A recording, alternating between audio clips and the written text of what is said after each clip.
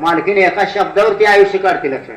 आणि म्हणून ही संसाराची साखर सुखानं समाधानानं राहिली तर महाराज म्हणतात तुका म्हणे मुक्ती पर्णिली नोवरी आता दिवस चारे खेळी. आता राहिलेचे 4 दिवस आहेत ना आपलं मरेपर्यंत आनंदात घालवायचं. आपल्यासारखं सुखी आपणच आहे. आपण भाग्यवान काय?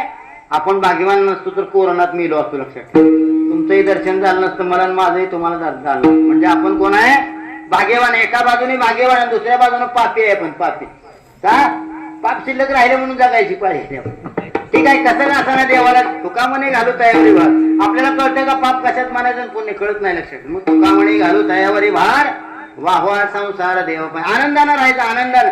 आता दिवस चेळी चारी खेळी मिळी आता निश्चिंतीने पावलं विसावा कुंडली या गावा दृष्टीच्या. हे ज्याने आपल्याला शिकवायचं शिकवलं ते संत साधू संत ज्ञानबान तुकाराम. 35 लाख लोक होती वारी दियाड्याव. इंग्लंडची दिंडी आली. इंग्लंडची विमानानं. आपण केव्हा जायचं?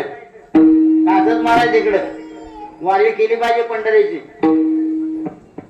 पंढरीची दारे आल्यानं संसारा दिनाचा सोयरा पांढरं. पुढच्या वारीला सगळे या लक्षात ठेवा. दिंडी चांगली असते चालेल.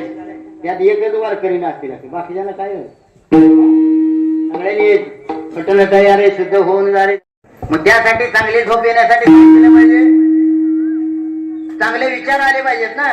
का झोपे जाताना जर म्हणलो काय करू ना आता मला सगळी मारती देईन माझी जमीन चालली मला कर्ज झाले मला सरकार काय देणार पाऊस पडणार अशी काळजी केल्यावर झोप किती वाजता लागेल? सकाळी 8 वाजता झोप लागेल. आणि 9 वाजता उठून चालेल का? आपण शेतकरी आहे लक्षात ठेवा. कशासाठी हा ध्रुव बसलाय वर जाऊन. ध्रुव बाळ जो उत्तर दिशेला बसलाय आकाशात चांदणी चांदणी म्हणतो शुक्राची चांदणी.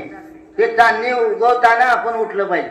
कारण आपण कोण आहे? सूर्यवंशी आहे. आपण सूर्यवंशी लक्षात. आपण कोण आहे? सूर्यवंशामध्ये जन्मलोय सगळे शेतकरी. आणि शेतकऱ्यांनी 5:45ला उठलंच पाहिजे. आणि उठल्यानंतर काय करायचं? महिलांनी पट दिशी झाडू घ्यायचं अंगणात झाडायला जायचं नाही. पुढच्या नाही तसलं काय करायचं नाही. त्यामुळे दिवस वाईट जातो लक्षात. जागेवर बसाय खायच बाई सोनी कराय एक चित्त आवडी आनंद टाळवावा. जागेवर बसा. हातावर हात घासा. साधी मांडी घाला. डोळ्यावर हात फिरवा. आता मांडीचं लय महत्व सांगितलेलं असतं. साधी मांडी म्हणजे काय? शाळेतल्या मुलींनी तुम्हाला मुलींनी पद्मासन शिकवले का शाळेत? पद्मासन आसनं योगासनं येत नाही का? वृक्षासन पद्मासन ताडासन. बघा ही जी शिकायची लेकरं आहेत ती सगळी आली नाही. ही लेकरं खरं तर कीर्तनाला लग्नाच्या पेक्षा जास्त लेकरं आणली पाहिजे. या पिढीला आपण चांगलं शिकवलं पाहिजे तर आपल्याला पुढं वर्गात जागायला लागतं. ही जर वाया गेली तर आपलं काय खरं नाही. कुळकन्यापुत्र होती रे सात्विक दयाचा हार एक वाटे रेवा. बघा जर आई वडील चांगले नसतील तर लेकरं चांगलं जन्माला येत नाही. काही वेळेला वडील चांगले असतात. वडील वाईट असतात मुलं चांगली असतात. परमार्थातलं उदाहरण आहे प्रल्हाद भक्त प्रल्हाद.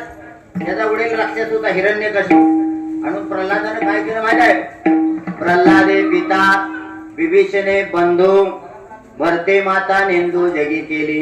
आई वडील चांगले नसतील तर त्यांचं ऐकायचं नाही लक्षात ठेवा. कुणी ऐकलं नाही. प्रल्हादानं ऐकलं नाही.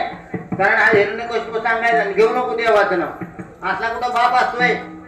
तो बाप नसून साप आहे लक्षात ठेवा. देवाचं नाव घेऊ नको म्हणणारा साप आहे. साप बाप नाही. म्हणून प्रल्हादानं त्याग केला त्या बापात. तरी ऐकायला तयार नाही. मारायचा प्रयत्न केला प्रल्हादाला. आता प्रल्हादाला मारताना काय होतं ते प्रल्हादाच्या पाठीमागं कोण होता? देव. आणि म्हणून आपली म्हण आहे मराठीतली देव तारी त्याला ताकद आहे का मारायची? कोणाची नाही सांगितलं लक्षात. आणि देव मारी त्याला नाव जरी आडनाव देव मारी असतील तरी त्याला मारावं लागते लक्षात.